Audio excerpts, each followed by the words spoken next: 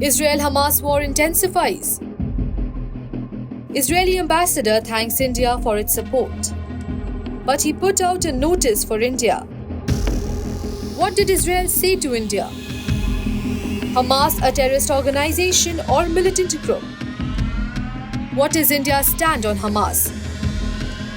Which countries have declared Hamas as a terrorist organization? While acknowledging close ties with India, Israel has called on New Delhi to declare Hamas a terrorist organization in the country.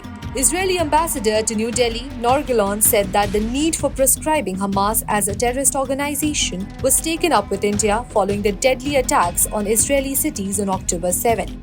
While speaking at a special briefing with the media, the ambassador thanked India for its 100% support to Israel in its anti-terror operations against Hamas. He also referred to Prime Minister Narendra Modi's post on X for expressing his shock over the terror attacks and expressing solidarity with the people of Israel. Of course, on designation, we spoke to the relevant authorities also here. It's not the first time we speak about it. I think it's important. We do each other, we understand the problems of terror threats of each other. I think it's a natural thing. It's not something that we are putting pressure. We are asking. We raised it after the attack, and we are still in dialogue. It's okay.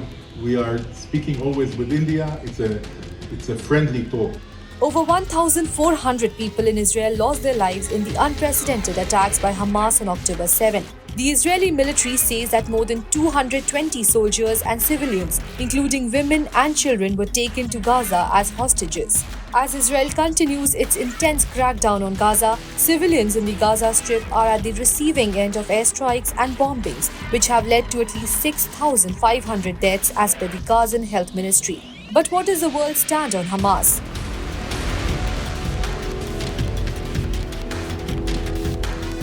Hamas has been in power in the Gaza Strip since 2007.